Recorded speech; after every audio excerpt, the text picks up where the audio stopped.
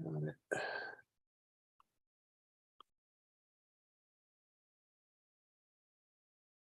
Retweet the earlier tweet.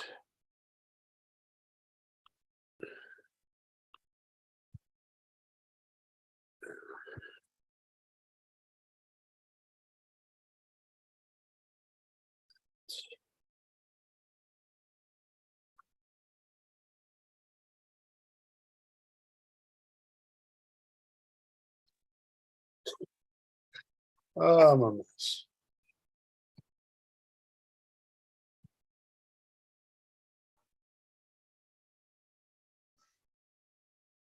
Hey there, and welcome to the Hawkeye Hotspot podcast here on Hawk Fanatic. I'm going to do my best today. I'm a little disjointed after a crazy morning at the doctor's office.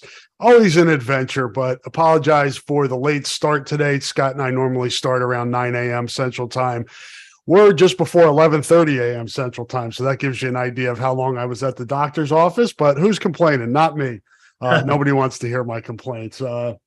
Joined as always by Scott Docterman from The Athletic. I am Rob Howe, and we are going to talk Hawkeye athletics. We're not going to spend a lot of time on the Nebraska game. It's 6 days old now, and really more of the fallout from what happened at the Nebraska game than the Nebraska game itself. Scott, how are you? You know what, Rob? I've had a better morning than you because I wasn't where you were at. And, just kind of watching my fire go here downstairs. And I got a little suit on my, suit SOOT on my fingers. But other than that, doing well. Yeah, it's December 1st, believe it or not. Thursday, December the 1st, and turning the page on November. It was an eventful November, obviously, for all of Iowa sports. And I think we're going to have an eventful December as well, Scott.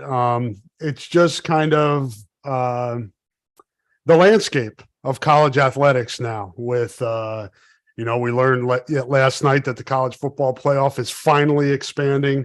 The transfer portal, which has become a pretty common term now in what we do.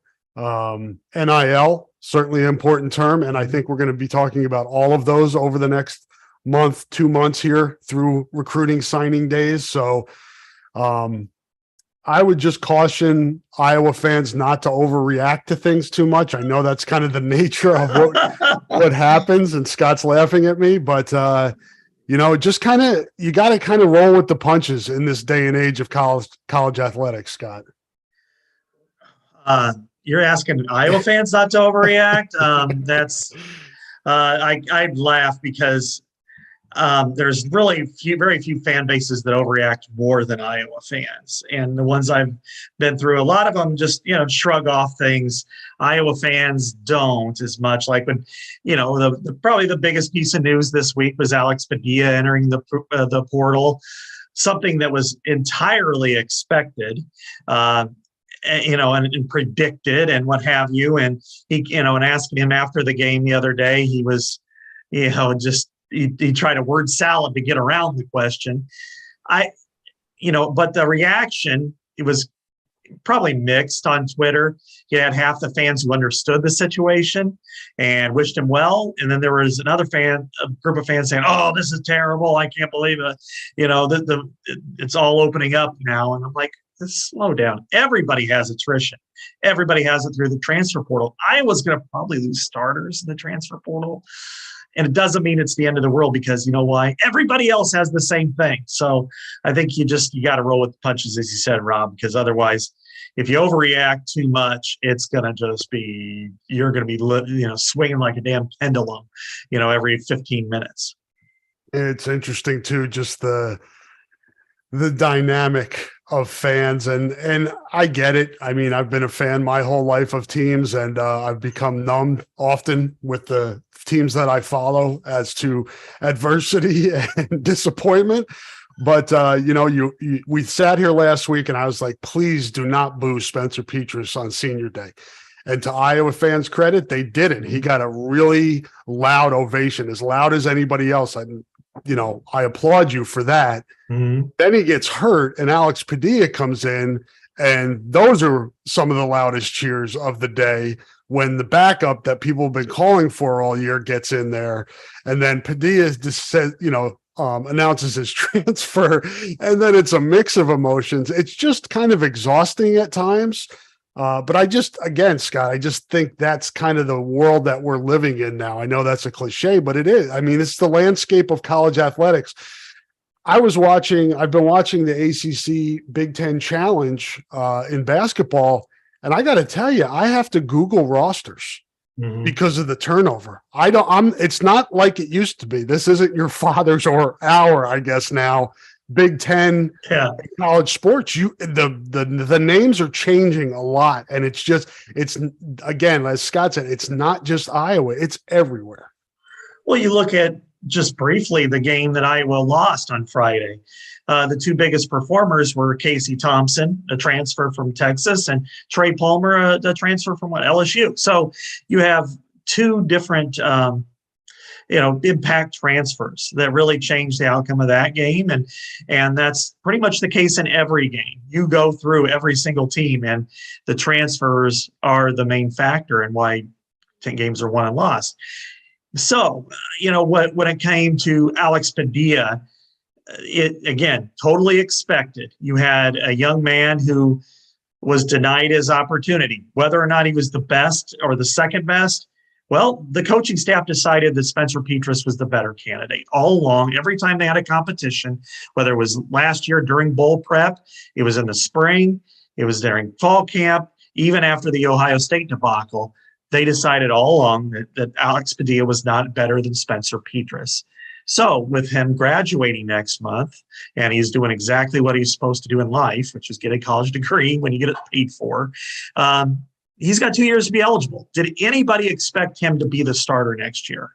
Because if he was the starter next year and better than what Spencer Petras was, then that's dereliction of duty by the Iowa staff. On Friday last week, we saw his performance. It was fine, but it was really about the same as what we got out of Petras. So I think we all expected, and I think he expected too, that, okay, he's going to go somewhere else. Good. That's what that's there for. If you're not going to get your opportunity, you graduate, do it right, go to the transfer portal. But Iowa's also looking in the transfer portal. Iowa has opportunities there. Iowa's been in contact with different quarterbacks there. So, you want to get an upgrade. And I would say that, with Alex Padilla, say thanks a lot. Good luck to you. Hope you have great success. And then Iowa looks to its next your quarterback and says, saddle up, partner. Let's ride. Not in Russell Wilson. Yeah, Russell ain't cooking this year. No. It's, and I don't think Iowa owes Alex anything, and I don't think Alex owes Iowa anything. He could have left last year at this time, but he came back, competed. The coaches didn't feel like he was the better option. Brian Ferentz, Kirk Ferentz have both said they played Spencer Petras because they felt like he gave them the best chance to win. It's plain and simple. Alex has completed his degree at Iowa. He's an Iowa Hawkeye for life because, he graduated. He went through the program. He's moving on and doing what's best for him. And then Iowa turns the page, as Scott said, and looks for a quarterback that can upgrade this offense, wherever that is. Now, obviously we can talk about the names that are out there and who's being speculated about. Again, I'm not trying to preach or tell anybody how they should think, but just remember, when you're looking and you're speculating about guys in the transfer portal coming to Iowa, remember that it's a two-way street. And that player has to feel like Iowa is the best opportunity for him. And also, as we've talked about week after week after week for years now, NIL is a factor. So factor that into the equation too. Not everybody wants NIL money.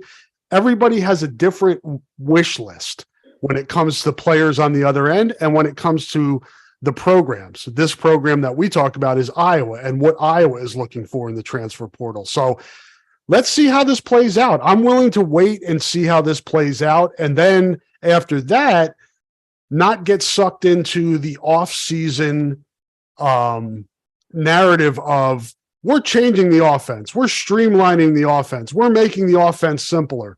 The offense sucked this year. It sucked worse than it did last year. So it's more than just bringing players in. There needs to be change. And I'm going to wait until next end of August, September, and I'm reserving judgment to where this is going. I'm not making a statement one way or the other. I want to see how this plays out. Well, exactly, especially if they're bringing back the same staff. And I don't know that that's going to happen or not, because I'm not privy to those discussions. I mean, we could all speculate, if I was in charge, if I was the GM of the Iowa Hawkeyes, then yes, I would say that there needs to be some changes in the orchestra. Let's just use a bland analogy. That I do think that there needs to be a different conductor for certain aspects of the game. Or will the band play on? Yeah, will the band play on? I didn't want to use any Titanic analogies or something, but the thing is, when you look at this team, this roster, I get this a lot from my colleagues. Why would anybody want to go to Iowa? A quarterback. If you're a good quarterback, why would you want to go to Iowa? And that's damning on the program, because it makes it look like that this place has no interest in getting better. And I disagree with that. And I think that what Iowa wants to do is get better. And I think it's been held back this year in multiple areas. One is the quarterback for the last 3 years has been average at best and not very good, and I'm just trying to be kind here. It's just not been a very good, the quarterback has not led them anywhere. It's been a part of some wins, but it hasn't been, hey, he drove the length of the field 80 yards to win this game or whatever. I think when you look at the offensive line, it bottomed out in multiple ways. Keegan Johnson just went in the portal, by the way. Oh, did he? Okay. Yep. Sean Bach. I saw it from Sean Bach. I'll give him credit for this. Yeah. The folks that have access to the transfer portal, I've got no shot because I do not have access to the transfer portal. So not unexpected, Scott. Sorry to interrupt your point, but I figured we'd get that in there.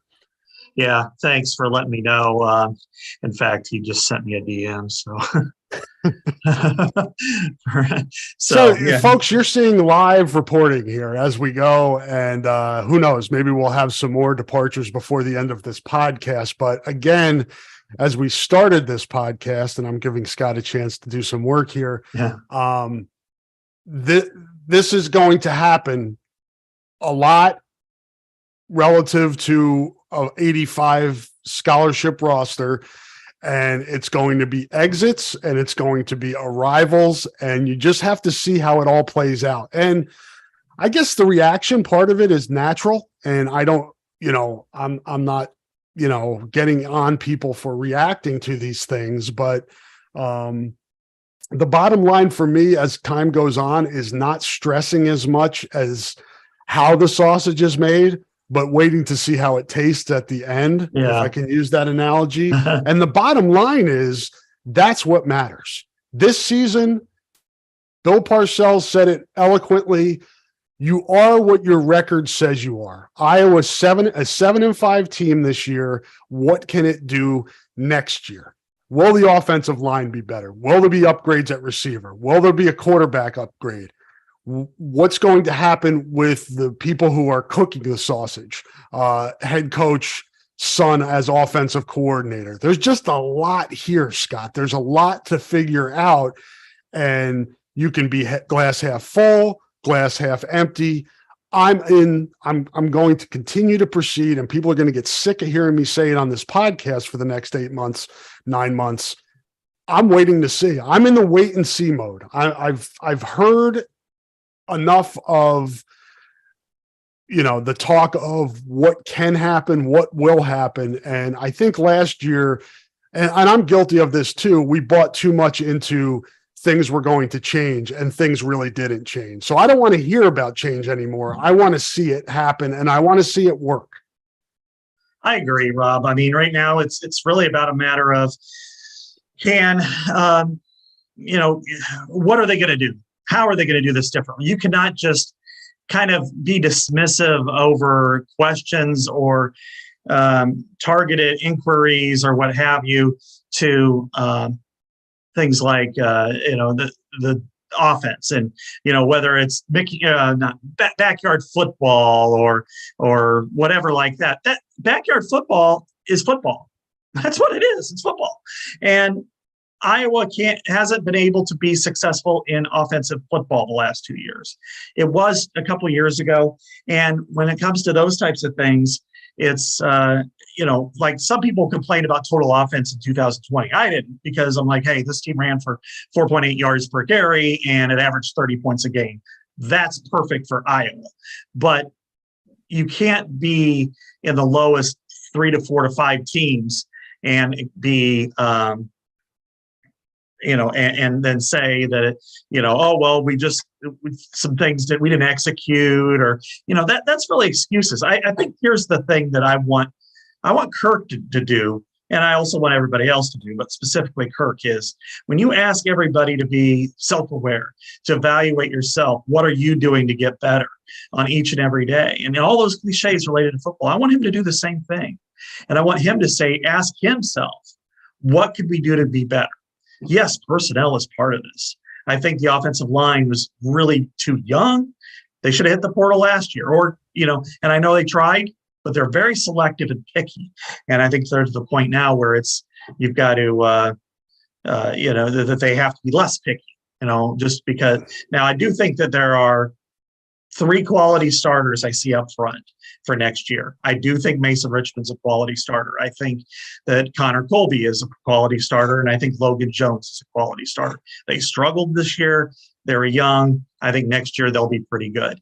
The rest of the line has some work to do. And is that do they make sure they get Caden Proctor and keep him? Great. Do they, does he fit right in? Do they need another guard? Do they feel like Bo Stevens or Jennings Dunker or Nick DeYoung could fit that role and be adequate or better?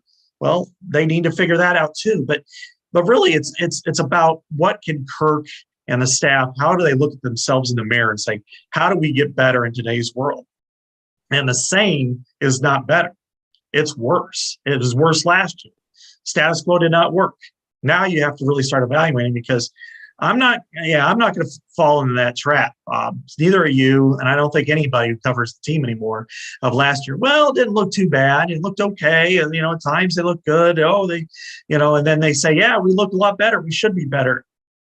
Now, if the proof is don't score 7 points in the opener via a field goal and 2 safeties, get a touchdown or 2, to make us feel like this team is actually headed in a good direction.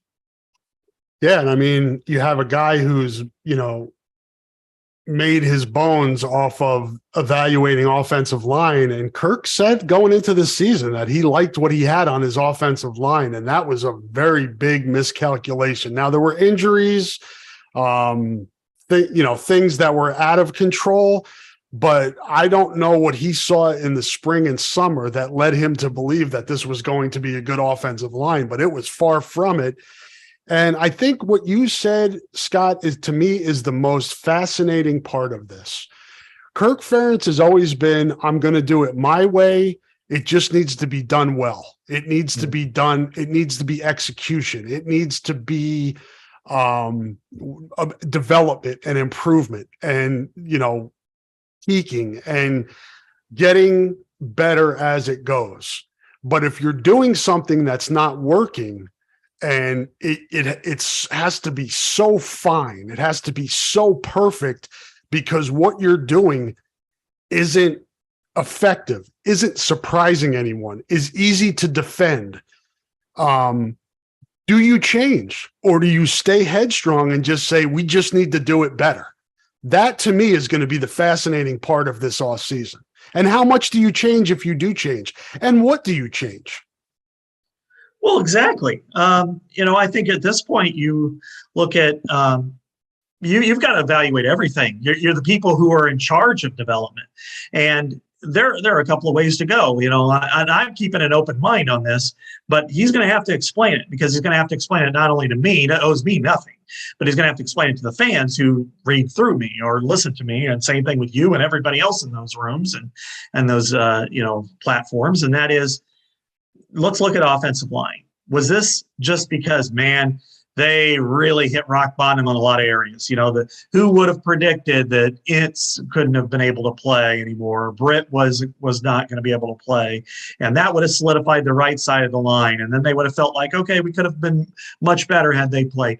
But I didn't see a lot of, last year you had Tyler Linderbaum and he stood out, but I didn't see a lot of improvement there. Now, is that because they misidentified a lot of the players they had along the offensive line? Was it because they just struck out because all these guys were injured? The good one, the older ones were injured, and in the 18-19 classes, they just didn't have enough there, or are they just not being coached well enough or developed well enough? That's something that Kirk's going to have to come to grips with. And Kirk's loyalty and his stubbornness have suited him so well over his career. But these are areas where you do have to, and I think he's done a nice job in a few areas of taking that, gut, checking his gut and saying, okay, I got to make some changes here. This is another area where it's like you wasted a defense that would have put you at minimum in Indianapolis. And if you had a marginal offense, if Iowa had a marginal offense going into this weekend, you'd say they have a shot. They have a shot at winning. Not saying they would, but I'm just saying that they would be at worst 10-2. They would be probably a 7-point underdog with a decent offense. Instead, they're not in Indianapolis. So I think he needs to evaluate first the offensive line. Is George the right guy? Okay, if he is, what happened and why is the offensive line, why did it struggle so badly for so many years, or for so many games, even in this year, where they made some strides, but so did everybody else. So really the strides weren't able to be known. And then if he's not, then you're going to have to decide, okay, what do you do about offensive line? And that's, I think, the next step. And that means do you need to go out to the portal? Do you need to grab at least one innings eater? Somebody who could step right in and be a starter and do that. I think that to me is the big question right now. Yeah. And you have, it really doesn't matter I guess it does matter what happened in terms of how we got here with the offensive line, because I think you have to analyze, is it development? Is it recruiting? What's holding us back? Why are we here? How have we gotten to this point? But the more important thing is, how do you fix it? And it's evaluating, right? Like you said, it's evaluating Barnett. It's evaluating the guys you still have on the roster. And by the way, Josh Volk from Cedar Rapids Xavier also announced this week that he's leaving. So we're up to 3 into the portal. Haven't had any come out of the portal yet, but that's going to take some time now. That's where the Iowa staff, that's the benefit, I guess, of not going to the Big Ten Championship game. It gives you time to figure out how you're going to fix things moving forward. But again, Barnett, current personnel, and what do you need to fix it? Those are the things that need to be done right now. And you would think with Kirk and Brian and their offensive line acumen that they would be able to figure this out. Then it comes to the elephant in the room, oftentimes, the NIL. What are you willing to give somebody like the kid that went to Michigan from Virginia? Are you okay just taking somebody that doesn't care about the NIL? Do you get what maybe is considered less of a player because you don't want to pay? I mean, that to me is also a fascinating part of the dynamic of going into the transfer portal. And quarterback's going to be a big one on that too. Maybe you get a kid that's willing to roll the dice and say, listen, I'm not as worried about the NIL as being put into a position that can help me succeed, a la what Charlie Jones saw at Purdue. But that's a tough sell right now with what is going on, because you're not only trying to convince these kids that, hey, we're going to be better offensively, you're also going against competition that's saying, you're really going to Iowa? Did you see what that offense looked like? If you're competing against somebody else for the same quarterback, it's a lot. This staff has its work cut out for it, Scott. No question. And I think, I thought you were going to go with elephant in the room being Brian as offensive coordinator. That's too. I mean, when Kirk hired Brian as offensive coordinator, and if you would have said, what's the worst case scenario? This might be it. This is it. This is it, because you're right now, statistically, you're the worst Big Ten offense since Kirk took over, statistically, by 12 yards a game. They have to hit like 365 in the bowl game just to leap past 2017 Rutgers.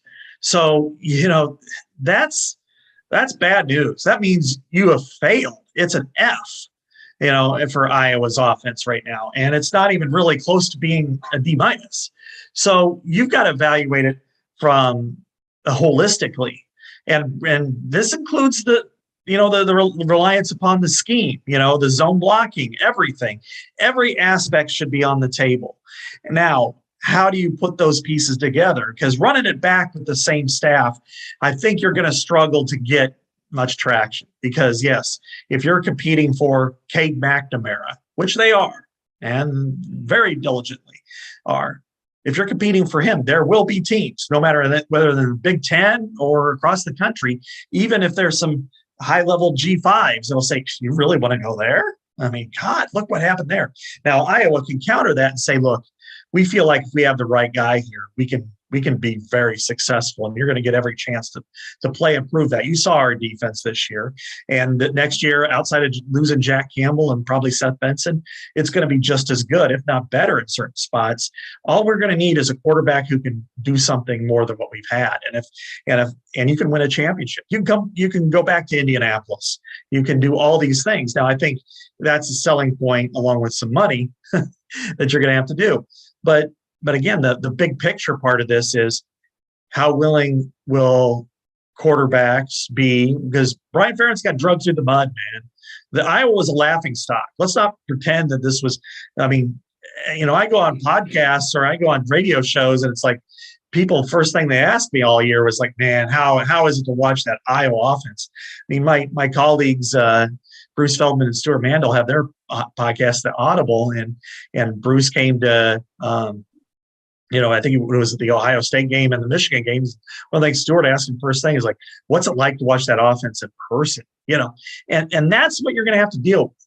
So next is Brian. How does Brian fit into this? Does Brian step away? Does Brian want to step away? Is it good or is it bad to say, okay, Brian, we think a shift in your responsibilities is what the doctor orders here? Is it go to be the offensive line and maybe run game coordinator, and we look for an outside quarterback coach and pass game coordinator, that calls the plays? I don't know, but I do think that's got to be a heavy part of this rotation, because if Kirk just says, well, we just think that it's execution and our personnel and everything else is fine. Well, you'll find out in July, when the season ticket sales are bottomed out by what, 30 to 40%, Rob? Am I being off on that? You'll find out that not a lot of people believe that. Yeah, it's hard to quantify where the fan base is right now. I think you can keep them, or maybe people that are kind of wavering, if you do some of the things that you're talking about, Scott, make changes, not for change sake, but because you think they're going to work, whether that be what you talked about with Brian shifting responsibilities, or if Brian feels like, hey, I've had enough of this crap. I don't, my hands are tied by the philosophy of my dad. We gave it a go. It didn't work. I've got an opportunity in the NFL. I may take that and, build my resume that way. I just don't feel like this is going to work. We don't know what those conversations are like with Kirk and Brian, and who's on what page and what their view is of what's going on right now. So it's hard to know for sure. But if, like you said, if it's status quo and you keep everything the same from this year, Barnett at offensive line coach, Brian with the same responsibilities next year, maybe you get, not Cade McNamara, but a different quarterback out of the transfer portal that's not really going to excite the fan base. That's when you're going to see people say, listen, I'm done. I'm not putting money out to watch this product. I'll take the wait and see approach. If they end up doing well next fall, I can get tickets because they're going to be available, but I'm not going to spend money with my donations or ticket price, to buy into it. I've already been burned before by this.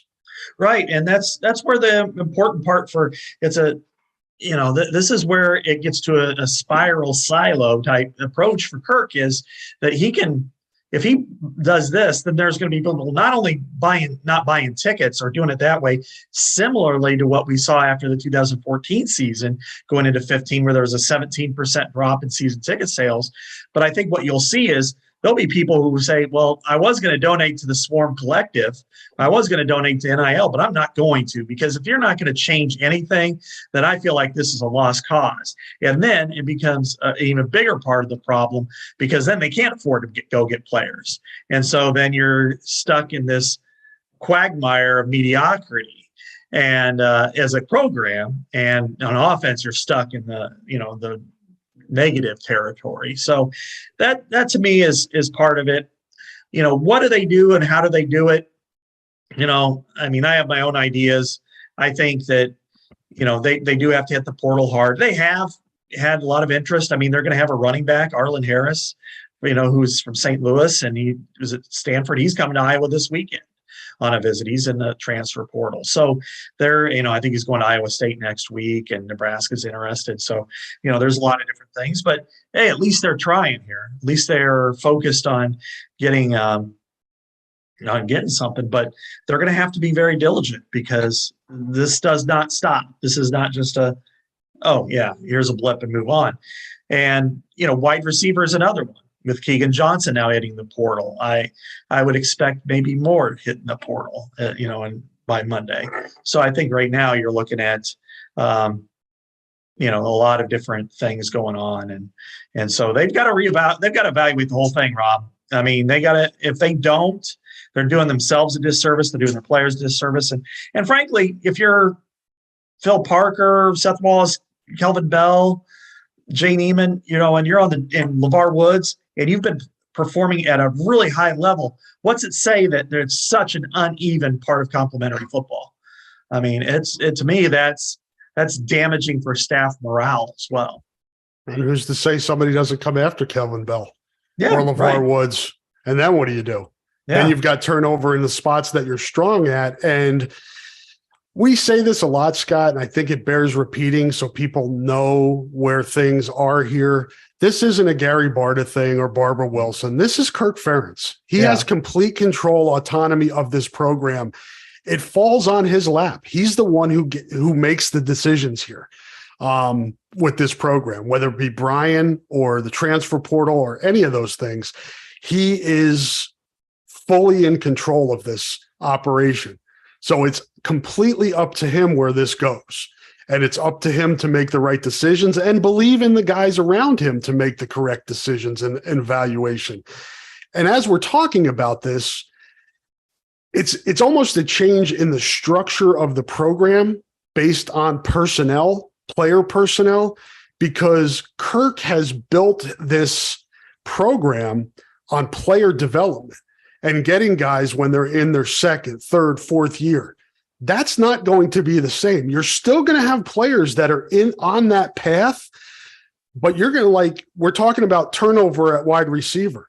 You're going to and quarterback. If you're bringing in a new quarterback for the spring and then also a new group of receivers, it's not years of development. You have to speed up that learning curve and maybe make things easier for these guys to learn and put them into position to succeed.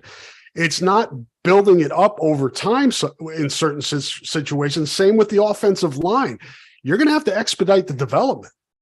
Well, exactly. And I think out of the different core groups, I mean, quarterback has to be intelligent and read a lot of different things unless you are asking him to do something that I was completely unwilling to do, and that is go some sort of zone read exclusively. And then that's fairly simple to walk into comparatively.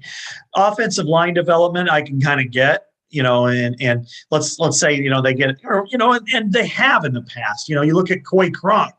He walked in, after entering the portal or thereabouts, graduate transfer, and he was a opening day starter at right tackle, for Iowa, and then he got hurt and he was out for the season. But that was, so it's possible with somebody who is older to walk right in and be able to contribute and compete right away. But, the quarterback and receivers part of things, we've heard it's too many anecdotes to say how difficult this is to learn the system, to be a part of the system, and then just, and so in other words, your system's too hard. If you got freshmen who are slinging it all over the field and you're scoring points, and this one can't even get into the red zone or throw it into the end zone itself, then you've got to do something different. And, maybe with a new quarterback, it allowed them to reevaluate things. If it's a quarterback, I believe it will be a quarterback from the transfer portal, that they can maybe reevaluate a lot of what that quarterback knows instead of being, hey, this is my job and that's yours. So, but if, and the thing is, I think the critical mass still has a lot of faith and trust in Kirk Ferentz, because if there wasn't, then this would be a bit different issue. But I think there's a skepticism there, and it's warranted that Kirk is, that whether it's keeping Brian around, keeping the staff around, keeping the same system around, that I think that it's caused people to be very cynical. And until that they show there's real change, then I think people will be skeptical and cynical going forward until they prove them otherwise. Yeah, and I think it's just, familiarity. Over time, you kind of build up your critics and you also build up your supporters. Mm-hmm. And, those narratives get out there about him being stubborn and not wanting to change and being older, and all of those things play out, and they play out when you're on the recruiting trail with other schools talking about that. And we see it, is Kirk going to be there when you finish your career? I mean, they're having to handle a lot here, and it makes it much more of a challenge as you move on here. And now you bring a quarterback in out of the transfer portal. What does that say to Joey Labus? What does that say to Carson May? How does Marco Linnaeus view that? It's much more complicated now than it used to be. And again, I use the word fascinated, but that's the way I view these things these days. I'm interested to see how they play out, and I try to reserve judgment, but I'm interested to see how this plays out. For sure. Because, as you said, there's a lot of different angles. I mean, because then when you start to dig into the position groups, what does it do to those other players? I mean, Spencer Piestris still has a year left if he wants it. Now, will he want it? He's already a graduate. This was his 5th year. I mean, really, he's been, and he's always had the early enrollee semester to begin with. My gut instinct on this one is, if he wants to play college football, it would probably be in his best interest to go somewhere else, just because he's been in the system for a long time. He hasn't been real successful in it, and he probably needs to prove that it's not him as much as it is the system. Now, Iowa, he's been this 3-year starter, and the team has enjoyed a mixed level of success. But I think in some respects, it's time for the Iowa to turn the page and say, you need to get better there, frankly. And so at that point, it's about, okay, do you have anyone else on your roster that can make this move without going to the portal? And I would say no. You look at Joey Labus. He had the opportunity in the spring to take that step up. They were interested in how he would do it because he did well on the scout team. He didn't do it. They believed he didn't do it or do it well enough. And I think Brian's comment in the fall was that he hadn't made up any ground, right? Exactly. So at that point, that's troubling. Yeah. So you cannot trust that he's going to go from being become more mature on and off the field and become a starting level quarterback for a team that's expected to compete for the Big Ten West title every year in a very short period of time. Carson May, he's well liked.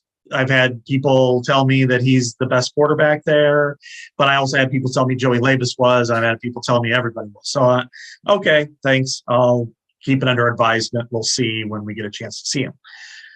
And then Marco Linnaeus, as you said, but he's coming in as a freshman.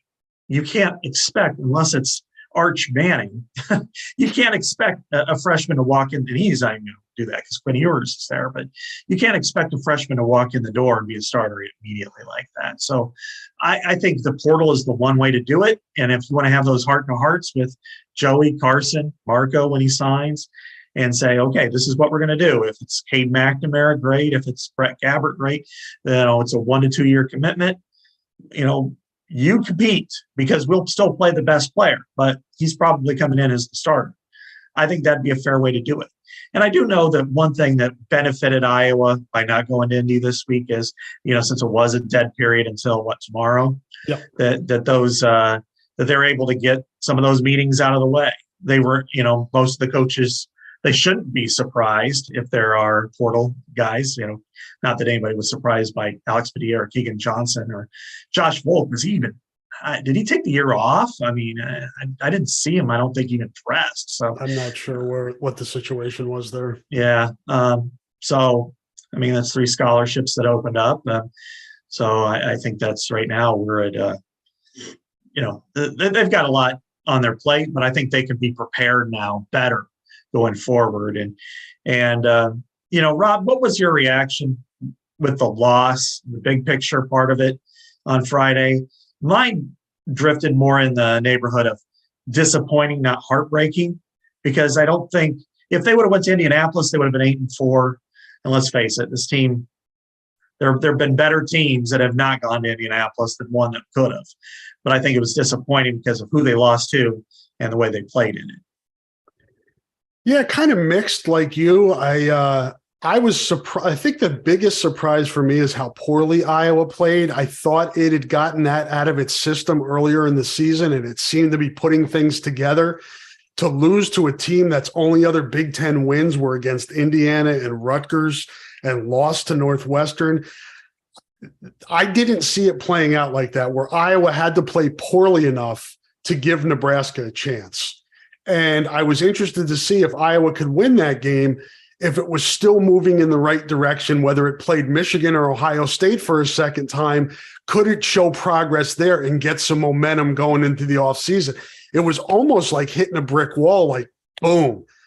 I hear, there's people that are of the mind that I'm glad they didn't go to Indy because now they'll fix the issues that they had. Well, they should want to fix those issues anyway. Even if you're winning, you should constantly be striving to get better. But maybe this does open up the eyes a little bit more to the shortcomings of what's going on in the program and maybe forces them to be addressed more. But again, there's one person that has to address these things or make the decision to address these things, and that's the head coach. And it's really important right now for him as he finishes up his coaching career to figure this thing out on a much different landscape than what he arrived on back in, the end of 1998 for the 1999 season. But overall, I think disappointing is a good word. Disappointing that it looked like they had figured out that complementary football and then fell flat in the final game with so much on the line. I think I was trying to think about this, and I don't know if we talked about it last week. The last time they had a trophy championship celebration at home, I think was 2004 for the Wisconsin, when they beat Wisconsin to win the Big Ten championship with so much on the line. That's the disappointing part of it. You win and you go to Indy. To come up short in that situation, maybe alarming is too strong of a word, but pretty surprising. Yeah. And then I do look at how it manifested itself, the depth that was lost at certain positions. When you look at cornerback, that, they got all the way down to the bare bones. And, and then TJ Hall got burned a couple of times. I think TJ Hall will be a great player or a very good player for Iowa. I won't predict great yet. But it makes you wonder what else is going, because we've talked about the depth at that position. What's going on? You bring a walk-on on after the true freshman does it. That to me was a little bit of raised some questions in my mind as well about what's going on behind there in development of the guys that you brought in. And I'm not questioning Phil Parker at all, because he's very good at that, at developing, identifying and developing. But that to me was a little bit alarming. Sorry to interrupt. Yeah, no, I mean, and you look at what has happened and transpired at cornerback who's going into the year, you thought, oh my God, they have a wealth of riches, but Jamari Harris hasn't been able to play all year. Terry Roberts has been hurt all year. Brendan Diaz-Fernandez has been hurt all year, and he was a starter for a lot of camp or spring. Then Cooper DeJean had to move out there. He was fantastic, first team All Big Ten. He gets knocked out. And then you're like, oh my God, other than Riley Moss, it's been kind of a turnstile. And TJ Hall has moved up. Great. Then you almost need to protect him a little bit. When you got a receiver like Trey Palmer there, protect your guy. And that's probably where Phil fell short, I thought, on Friday, like that touchdown, that big long one. It's like, maybe the safety's not, in the right position, or they're doing something different here, but you didn't protect your guy. And then, and then they finally brought in Jameson Hines. But all right, why not have another safety, play in that position? Maybe Xavier Wampa, or why not have, what's happening with AJ Lawson, stuff like that. And I think we'll know a little bit more as the time progresses. But still, I thought mostly, it wasn't like this heartbreak. It wasn't like, I talked to Marvin McNutt about this on Monday, that, when they lost like at Ohio State in 2009, it was like, man, this is heartbreak. This is heart-wrenching. Or even, to a lesser degree, but like 2019 when they lost at Wisconsin 24-22. That was a hard-fought, tough loss, and they were a really good team, and they lost by 2 points. And you could see the tears in Nate Stanley and all these other players. And okay, that's more heartbreaking. This is just more like, all right, this is kind of what happens. They had a lot to play for. They couldn't withstand the loss of their quarterback. They couldn't withstand the loss of Sam Laporta. Their offensive line gave up sacks that they should have been. It was just baffling in some respects. And then you look at corner and just how deep they got. And so I think overall, disappointing, surprising, but not necessarily like, oh man, I think all along, save your karma points for a year where it really matters. Yeah, no question. And, it would have been nice to win back-to-back West titles, although the West was this year. Still, when you're in the position, all you got to do is win at home against the bad team, and you play and hurt yourself that much. And I don't want to dismiss the injuries that Scott brought up either, because those certainly were a factor. You can make an argument that Cooper DeJean is one of the better players on this team, and I think a lot of people would agree with you. So losing him was big, but I always been in those positions before and had to throw young guys in there, and it's worked. It just didn't work the other day. And credit to Nebraska for taking advantage of it. And they have, as you said earlier, they've taken advantage of the transfer portal. It hasn't come together for them because they're still not very strong up front. But it'll be interesting to see. And I don't think we should ignore, Scott, not that we're trying to, the change that's happened in the Big Ten West with Brett Bielema now at Illinois and Matt Rule at Nebraska and Luke Fickell at Wisconsin. The complexion of this division, which will only be around another year, has changed a lot too. So that plays into how you approach things as well. And thinking about the future of how do we compete in the Big Ten? What can we do? Are we advancing? Are we progressing enough as a program to compete what's happening around us? And it's weird because I think in some ways they put almost arbitrary limitations on themselves because they won't go the extra mile for personnel or in the portal or in other things like that. And because, yes, I think you need to examine every move in your division because, frankly, the division now is filled with really good coaches. With Luke Fickell, I don't know if he was National Coach of the Year last year, and he might have been. Matt Rule was or thereabouts when he was at Baylor, and some of the changes he made there. PJ Fleck was outstanding and remains pretty good. Bielema, 3 straight Big Ten titles. That doesn't come easy, as we know. Pat Fitzgerald, Jeff Brom, Kirk's a great coach. But you have to examine it because you already know you've got built-in issues that your opponents are going to use against you in recruiting. Not only your offensive performance, but that was a big factor in why they lost David Colker. Because you got a major program within your borders that he's not going to be around for you while you graduate. And that's something that Kirk may want to continue to say, I'm a coach till the end of the contract, but is that realistic? So I think you've got all those factors lined up against you. You've got to use every available means to ensure that you are as competitive as possible. And I would say that they haven't done that. They haven't maximized it on offense, because if they did, they would have had more opportunities to go out and get those players last year that could have done it. Instead, they chose to run it back, status quo. They lost 3 more games this year in the regular season. They had a chance to go to Indianapolis. They didn't. And now you've got to put yourself in a position of you've got to, and it's not just changing the mindset, because I think this team had great chemistry and worked very hard.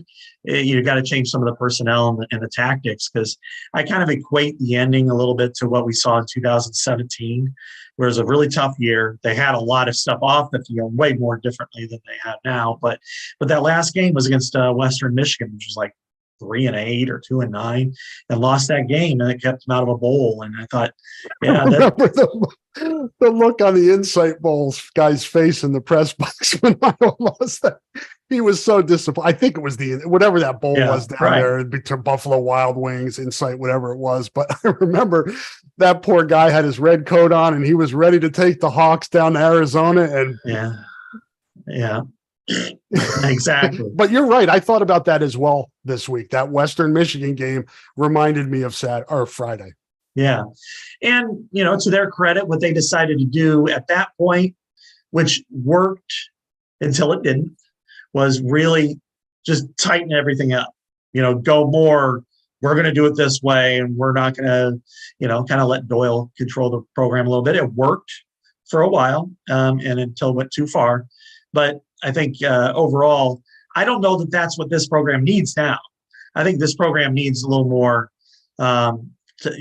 changes at the top, alterations. And again, I'm not saying that people need to be fired, but what I'm saying is everybody needs to be evaluated without any kind of prejudice, and I mean that just in who they are and how they've been and how much they are liked. And I think that's the case, whether it's, hey, we need to get more out of wide receiver, we need to get more out of offensive line, we need to get more out of quarterback and play calling. All those need to be on the table. And if changes, if they need to happen, they have to happen, because otherwise you fall behind very, very quickly in this division. I mean, we saw it. Illinois beat them. Illinois is 8-4 this year. They have a better record than Iowa. So does Purdue. Minnesota was a fumble away from beating Iowa. Nebraska beat Iowa. So, Northwestern is, I don't know. I mean, it's hard to say, but, and Wisconsin's always had Iowa's number, and this year is just being notwithstanding. So I think this is a critical moment for this program, because once you start to fall, it's hard to get back up to compete. And next year is the last year of the West. And then they're going to be competing in a division that includes USC and Ohio State, and Michigan, and Penn State every year, because there will be no division. It'll be one big, happy Big Ten. Yeah, I think about, to your point, Scott, those maybe crossroad moments, 07, 14, now. The previous times, as you said, it was, let's do what we do and do it better, more disciplined, more, nose to the grindstone, just work harder, push through. I wonder if Kirk feels like that's going to work again, because really it's up to him getting out of his comfort zone, right? He's got to be willing to change some things. He didn't do that last year when he saw issues on offense. He kind of doubled down. What is his willingness to change now and welcome modernization, evolution, however you want to frame it? The game has changed. Can he change with it? That's a great question. And, it really comes down to me that I wonder if, and this is how he's going to be, his final ending. You know, is ending at Iowa. And I mean, I thought 2 years ago, we could debate on as far as how successful it was, but I thought he handled the situation well. And it turned out the program, made changes that worked, and there was a lot of success on the field since then. But we've known for a long time. I mean, you look at 2019, for instance, which I thought they had a really good team. There were times when the offense was really stagnant then too. And, Nate Stanley did okay at times and not so okay at times. And it's far worse now than it was then. But, they throw the ball as much as anybody. It's really proven. The statistics show it. But the problem is just finding ways to get the ball in people's hands and they can do something with it.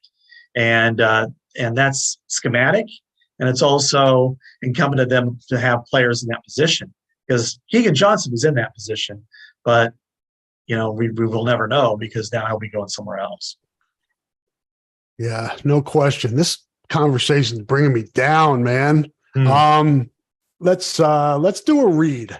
How about that? Yeah, Support for the podcast comes from Systems Unlimited, celebrating 50 years of providing services to people living with disabilities and mental health needs throughout East Central Iowa.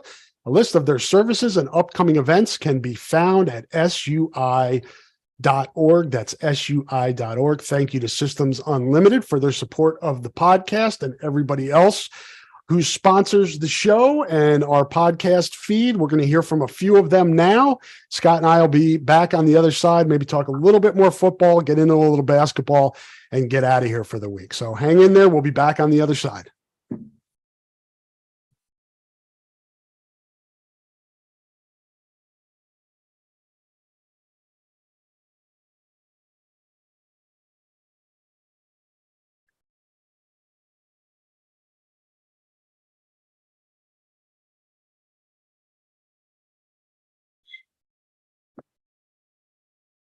And we're back. So, Scott, from a recruiting standpoint, signing day is in roughly 3 weeks. We'll see. I saw Kendrick Raphael committed to NC State, by the way. A good old friend that was committed in this class has moved on. So they've lost, 2? Calker to Iowa State, Raphael to NC State. I think they're pretty safe here outside of the big elephant in the room, a few hours west of here. I've heard conflicting reports on this one, that he's good, that he's not good. We'll just kind of see. Like we said last week, let Caden let this thing figure it out. For the Nebraska game, Asa Newsom was in town. He's still working through things. But I think the big additions are going to come in the portal, and that's kind of what we're going to see here. People have asked me, I think, as we've said, offensive line, wide receiver, quarterback. Anywhere else, linebacker? I don't really know much about the development behind the guys that have been playing a lot, so I don't know. I guess you turn over every rock, and if you can improve a position, you do it.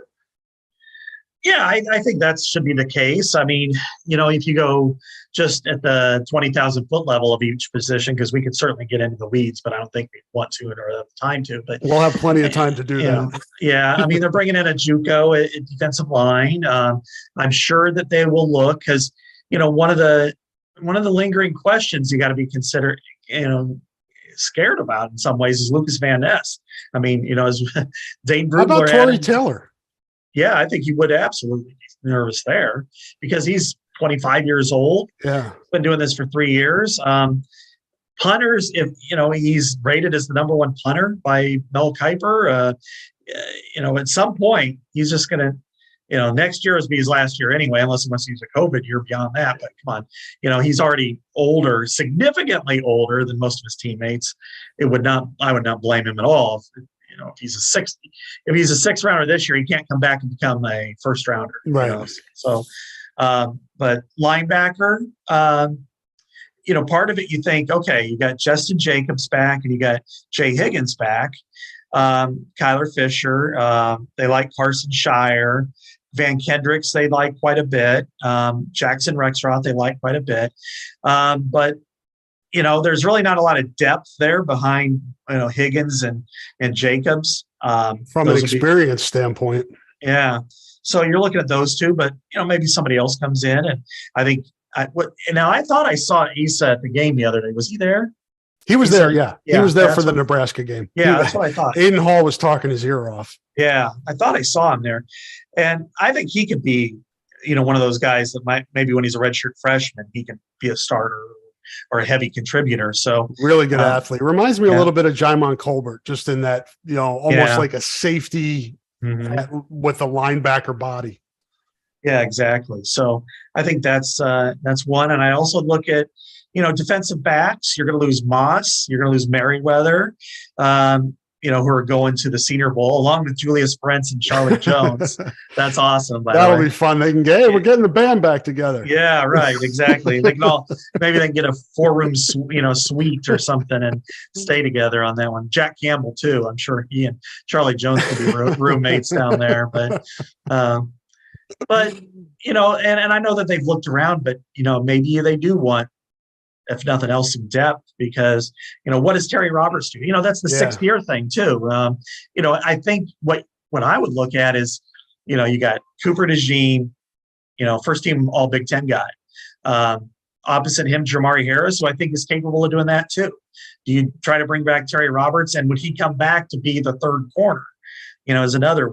That's a question that Phil's going to have to answer, because I think if I'm Terry Roberts, I probably want to continue to play football. Yeah. But do you want to do it here? That's a question. It's safety. You've got guys like Quinn Schulte's a starter. Xavier Wampa should be a starter. Sebastian Castro is a starter right now. I think you feel pretty good there. But what do you have behind them? That's another big question. So they added some nice talent in the 22 class at that position at the end of the signing period at defensive back, but I don't know what their development's been like. Yeah, exactly. I mean, and then we saw Amari Snowden just decommitted from Cincinnati, and he doesn't want to go to Wisconsin. And I know Iowa was heavy in on him. He wants to play baseball.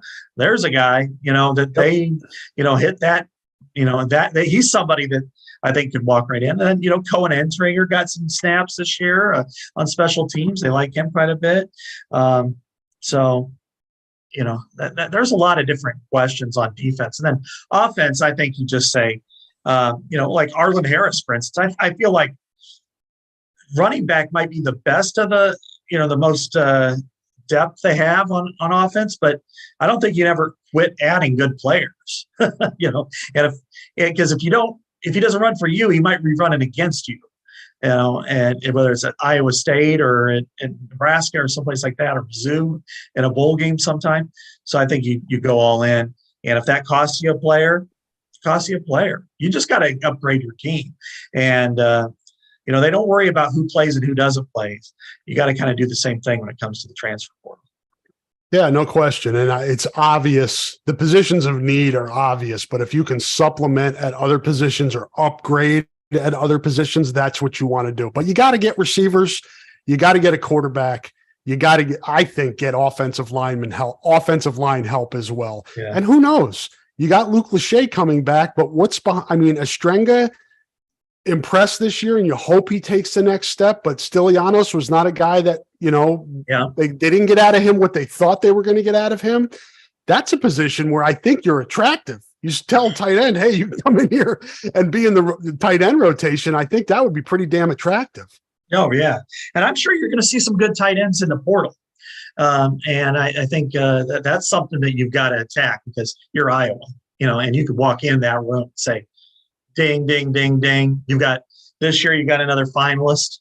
You've got the tight end of the year in the Big Ten, and Sam Laporta, and look where he was to where he got to. Look at Hawkinson, look at Fant, look at Kittle. You do where you might struggle with wide receivers and quarterbacks, you could definitely do the same thing with probably offensive linemen and tight ends. And running back. And running back. Yeah, they struggle there too. But I think Caleb Johnson could be an outstanding, like all Big Ten caliber running back.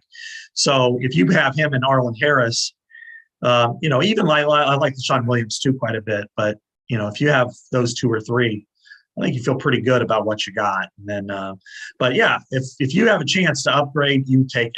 There's no holding back right now. And again, they've just lost 3 guys to the portal. They're going to lose more.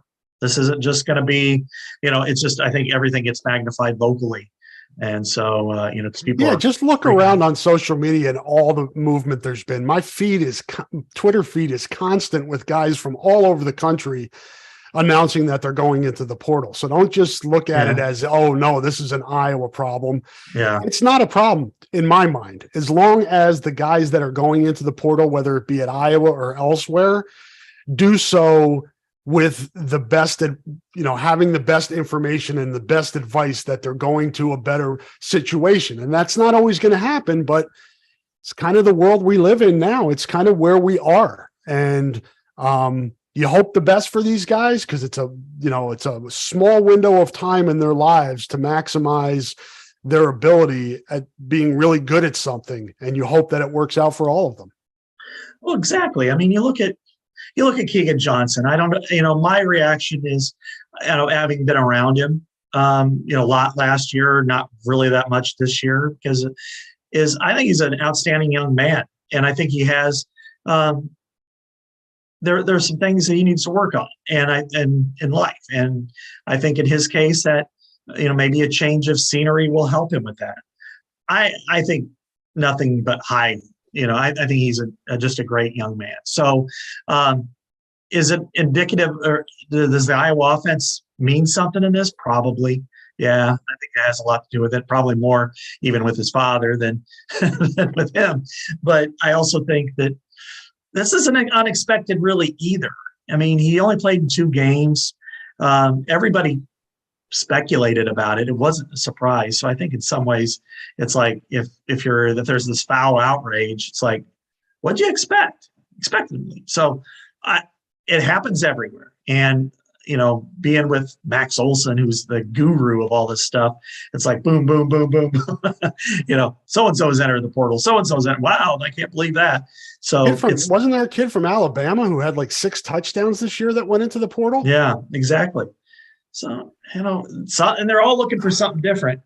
NIL, they're looking for. Everybody thinks they're making it to the league. Yeah. And they're looking for the best route to get there. And they don't always make the best decisions. You hope that they do. You hope they're getting the best advice at home from people that know what's going on, advisors, things like that. But with NIL and with student athletes getting a bigger piece of the pie, it becomes more like professional sports. Yeah. And that's what we're seeing here. It's free agency. Well, you look at, who they lost at quarterback last year, Deuce Hogan, who I think would have been, whether they made a rash decision. Kirk made a snide comment that came back to bite him in the butt, I thought. But was he good enough? Well, he hasn't played at Kentucky, and he had to walk on. So, some of these decisions aren't always really smart. I think there'll be a market for Keegan Johnson. I think to a lesser extent, there'll be a market for Alex Padilla. I don't know about Josh Folk because, again, he's played in like 2 games. So, other players might be the same thing. Maybe they'll go local. Maybe they'll have to walk on. I mean, Charlie Jones had to walk on at Iowa to begin with. So there's going to be a lot of players. There's more players available than scholarships, because the scholarships aren't commensurate with the amount of players leaving. So I think because there's a lot of freshmen coming in. So it's going to be, as you said earlier, the word of the day is fascinating. And it's fascinating for Iowa. It's fascinating for other schools. But last year, outside of Charlie Jones, did they lose anything, that really hurt them?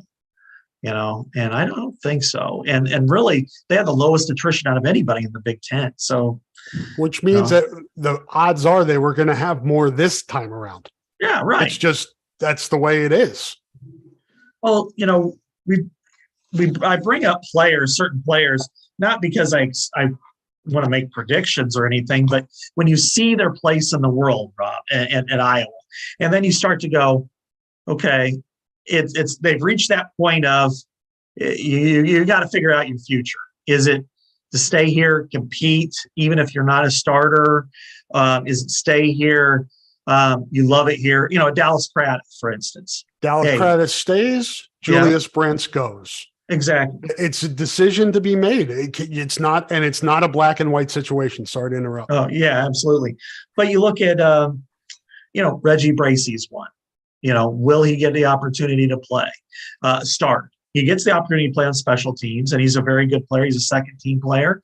But, he's a junior. I'm sure he has 2 more years because it was COVID year. He's one.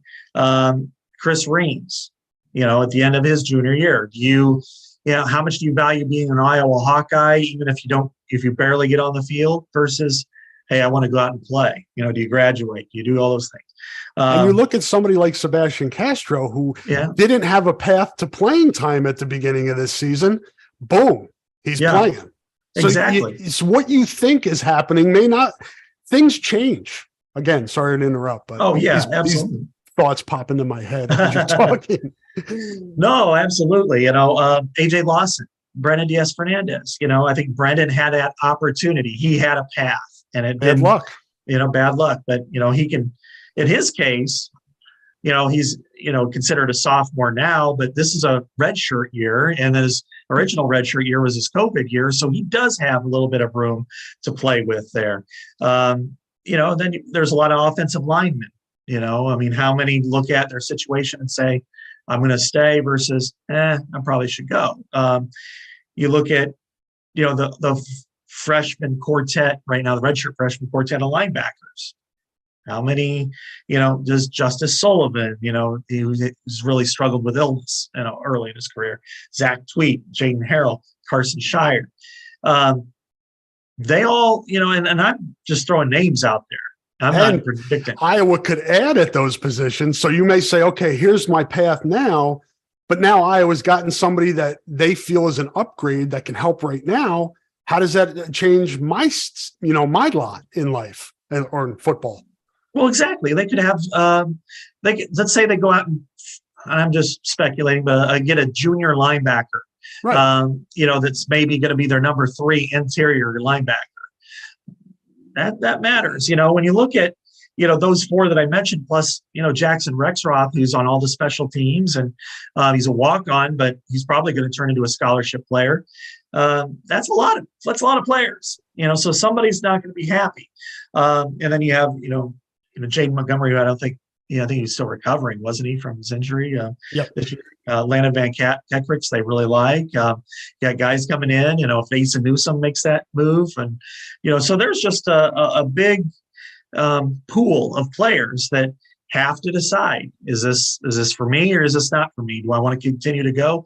And I always look sophomore and beyond. I used to, but now you got to look freshman too, because of the ability to move right away. And, Justin Britt, will he ever be able to play again?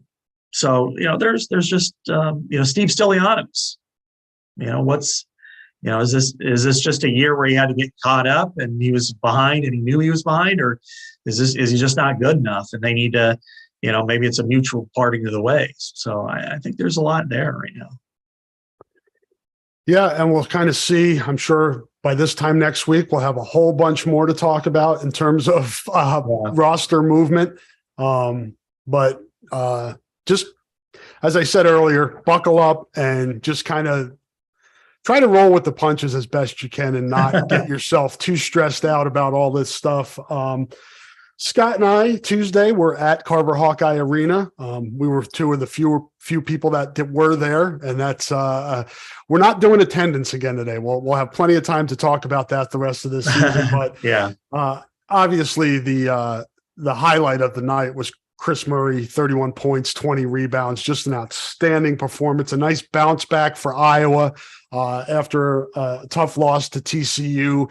Now the Hawkeyes get a week off before going to New York and playing Duke, coming back 2 days later, a week from today, hosting Iowa State. And then that Sunday, a week from this coming Sunday, Wisconsin comes. So this is a really important stretch for the Hawkeyes, Scott. And they got off to a good start. They had to have that win the other night. Yeah, that was a good win. They fought, they had to play against a zone defense, which I think caused them a lot of problems early. They were only 1 for 10 from 3-point range early in the game. And then the rest of the way, they went 8 for 16. And the one player that was keeping them going was Chris Murray. And, this from OptaStats, I think this is an incredible statistic. He is the only WNBA, Division I men's or women's player the last 20 years to have more than 30 points, 20 rebounds, 4 assists, 4 3-pointers made, and 2 blocks in the same game.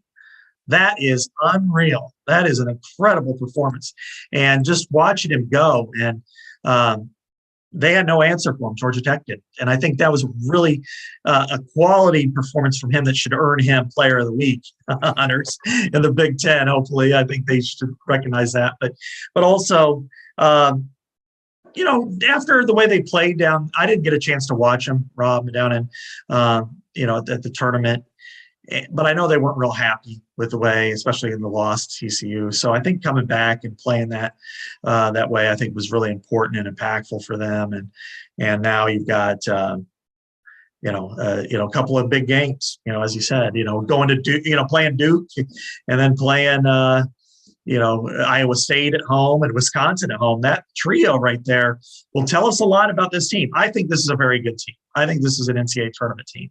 But is this a team that can compete for the top 3 in the Big Ten, or is this a team that's going to be a 7-8 seed in the NCAA tournament? I think we'll know what path they're on, let's say. I mean, maybe after that Wisconsin game.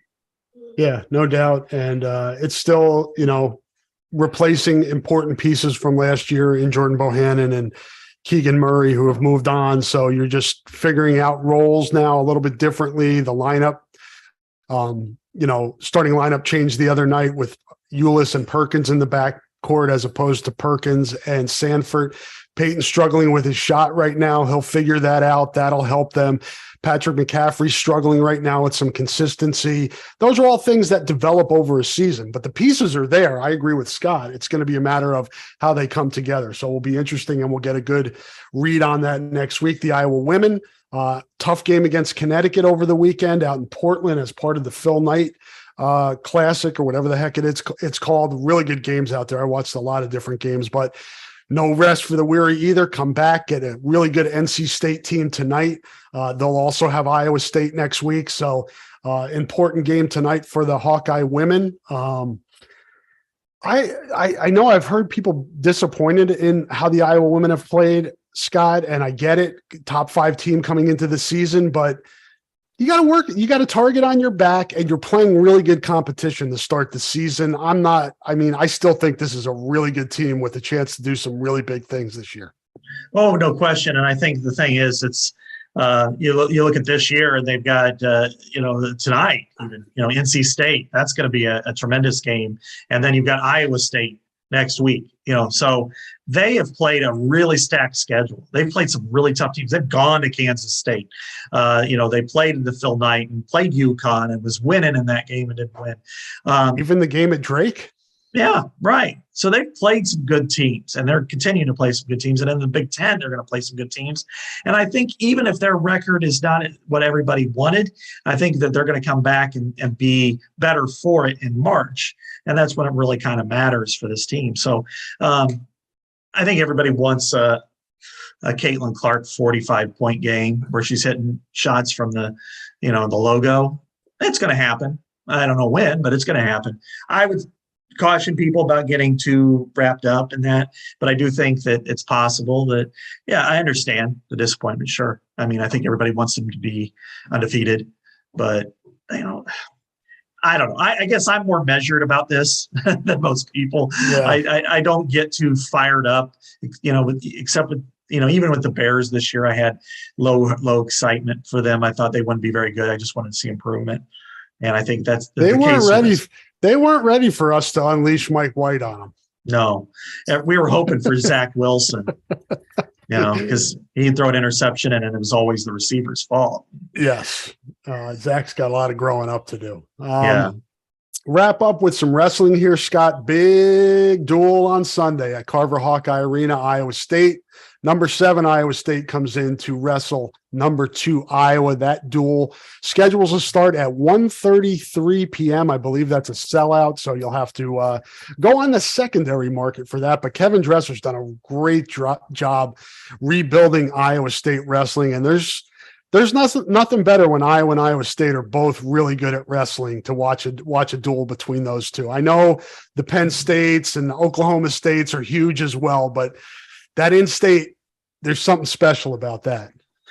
There's a little extra sizzle when they're going up against Iowa State for some of these, in some of these matchups anyway. And then you look at wrestling, and Kevin Dresser's a Hawkeye, and the Brands brothers always have something ferocious for this. So there's going to be some intensity because they do recruit at a high level. Both schools do, of course, Iowa at the highest. And wrestling's just got all kinds of different levels of intrigue. So I expect it to be an Iowa win. I don't think anything different, but I do think what he's done at Ames after where it fell is really impressive and important because the state, not only the state, but the sport needs good teams at its legacy institutions. Iowa being at the top, Oklahoma State. I think Penn State is now considered that. And of course, Iowa State is too. And so you wouldn't want to see a place where it's important not be any good. And so I think they've gotten to that point again. But when are they going to be able to beat Iowa? I don't think this is the year either. So, and you're going to see fireworks, hopefully no fist fights, but if they do, we'll all see them. That's for sure. They'll be on video. Yep. Big Ten Network this week, so you can watch it on TV if you can't make it out to the arena. You got picks? Did you do those? Or let's finish up with the bad news on these picks. All right, Rob. Well, last week I was 4-3. You were 3-4. The one we missed on was you took Ohio State -7.5. I took Michigan. That was the only one that were different. We both missed on Iowa, Rutgers, and Wisconsin. So, and I even wrote down Minnesota while you were talking. I scratched it out, and then I put Wisconsin. You talked me into it, so that's on me. I should have went with my gut there, but I chose not to. And that's the second time in 2 weeks that I originally had one, missed on it.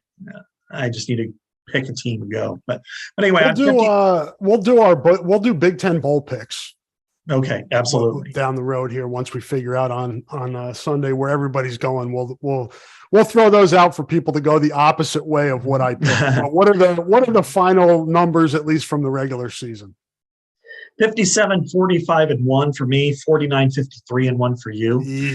Yeah, and that's been my existence this week. Has just been almost exclusively bowls. I've talked to 20 different bowls because Stuart Mandel and I do it for our company. So I'm trying to figure out where everybody's going. Real quick for people that are listening, what are the Iowa scenarios?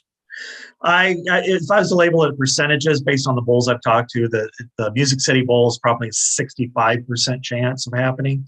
That's SEC. That's an SEC opponent. Yeah, and right now we have them against Ole Miss. Kiffin. Yeah, Kiffin and Ferentz. Two peas in a pod. Yeah, right? Those guys are exactly the same. Yeah, they do it the same way. They always have. Probably play cards together, I'm sure, some night. The Pinstripe Bowl is a possibility after that, but I doubt it. I really do. I would say Duke's Mayo has some interest. They have more interest in Maryland against, say, NC State. And Guaranteed Rate Bowl, if they slip that far, they're going there. There's no question. They will take them. It's like Iowa's there, check, they'll call, take up the card. That's Jacksonville, right? No, that's Phoenix. Phoenix, okay. Yeah. The Hawks. I can't keep up with the sponsorships. Yeah, that's the bowl formerly known as the Insight. Okay, and Buffalo Wild Wings and other iterations of bowls. Yeah. So some of the things that make it complicated, Rob, and these are the scenarios that I've gone through, is if there's a Big Ten team in the Orange Bowl, the Big Ten forfeits its formerly known as Outback Bowl spot this year. So it goes to the ACC. So we were having to play around with this. Well, yesterday the Big Ten is going to take Penn State, provided Michigan wins. Rose Bowl. Rose Bowl is going to take Penn State instead of Ohio State, even though Ohio State will be the higher ranked team. And it's because they've kind of altered their provisions, and they know that Ohio State is not exactly energized to go back to Pasadena to play Washington or Utah, and instead will be more interested in playing, maybe Clemson in the Orange Bowl. So then you're like, okay, where does that put everybody else? Penn State is probably going to be the Citrus Bowl team. If Purdue, I'm sorry, I'm getting all mixed up here. Purdue will probably be the Citrus Bowl team if it loses in Indianapolis. Next up normally would be the Outback/Reliant West Bowl, and it would be to the ACC. So then that puts the Music City Bowl next. And really the competition's Iowa and Illinois. And there's a lot of juice with Iowa there. And Iowa could get skipped, but I don't think it would. Even though Illinois beat it and has a better record, Iowa is still. And that bowl won at Iowa. And Iowa accepted an invitation 2 years ago that didn't go against Michigan because of COVID, for those that don't remember. Yeah, exactly. They accepted it. They were supposed to play Missouri, and then they couldn't go. Missouri, that's right. Yeah. And then, so if they happen to take Illinois, then the Pinstripes there. Well, the Pinstripe is kind of like, they've taken different teams every year, and it's kind of part of it's not necessarily a mandate anymore since Delaney retired. He wanted different teams every year if possible, but they still probably would take like Minnesota over Iowa. And then that would put the Duke's Mayo Bowl, which has interest in Iowa, but then there's Maryland. And then, so it could go to a couple different bowls, but I'm really seeing Music City as the one that's really identified with the Hawkeyes. So I think Music City, originally they wanted Kentucky, but that game time goes the same time as Louisville, Kentucky basketball. And you know which one wins in that state. So it looks like it could be an Ole Miss, LSU, Mississippi State. I don't know that there's a really good option for Iowa in that game, but still, that's probably the path that they're on. Yeah, and I think that'd be good for Iowa fans that just, you can drive there. It's 8-9 hour drive. So it's not close, but it's doable. It's a fun city. Haven't been there before. A lot of reasons to like that outcome for the Hawkeyes. Yeah, and Iowa fans that the majority would really enjoy Nashville. That kind of suits a lot of Iowa fans' interests. Mm-hmm. Going to honky tonks and bars. Yeehaw! Yeah, maybe not quite in your wheelhouse on a lot of the musical choices, but it is a good town, and I think it would be a lot of fun for Iowa fans to be there, and probably fun for me too. And then I'm kind of there with the crowd of the driving crowd, which is, I don't, if I can avoid an airport during the Christmas time, I'll definitely try. Yes. So I would prefer, it's kind of like going to Indiana during basketball season, Rob. It's like it's a 6-hour drive and it sucks. The last 45 minutes to an hour is painful, and that it's like going 75 miles on Dubuque Street. But but it's also better than going to Eastern Iowa Airport, flying to Chicago, taking a flight to Indianapolis, then renting a car, and then driving to Bloomington, and then doing it and leaving at 6 a.m. Eastern time the next day. So it's like, well, forget it. At least I can go and drive, and it's long, but at least there are podcasts these days, and you can listen to your iPod.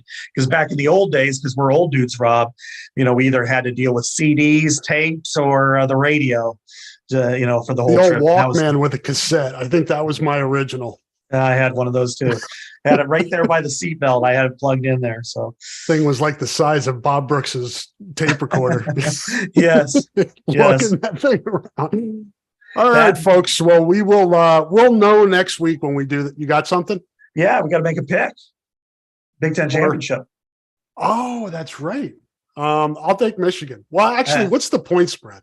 Minus 16.5. Give me Michigan. Yeah, I'm going to go Michigan too. I think they could play with them. I think they could score. I think maybe in the first half, this might be one of those, we got, you heard Gus Johnson, we got a game, folks, Chuck Sizzle and all that. But I'm certainly pulling for Purdue. Aiden O'Connell, Angle, Charlie Jones. I certainly would like to see Purdue do well. And I think it would be great if Purdue was able to to do one for the West. The West Mhm. needs to win one of these. They've got 2 more chances. Yeah, exactly. And they probably, to be honest with you, they probably have the best chance of any team in the West to do it because Yep. they can score points through the air, Yep. and nobody else really can. So I think they have the best shot, but I'm not predicting them either. No, I would not. I would not advise betting on Purdue in this scenario. And be careful with all these championship games this weekend if you're wagering, because weird stuff happens. And be interesting to see how things shake out. And looking on Sunday where everybody's going bowling, so check all that out. We appreciate everybody listening to the pod. I didn't forget anything else, did I? No, I think we're good. All right. Well, thanks everybody for listening. Scott's got to get it out of here and do a radio thing. And I've got to, I don't know what I've got to do. I've got to recalibrate after this morning. So I appreciate everybody listening. We appreciate the sponsors for their support of the podcast. Scott and I will be back a week from today to talk bowl, transfer portal, all that good stuff. And have a good rest of your week. And we'll talk to you next week. Say goodbye, Scott. Goodbye, Scott.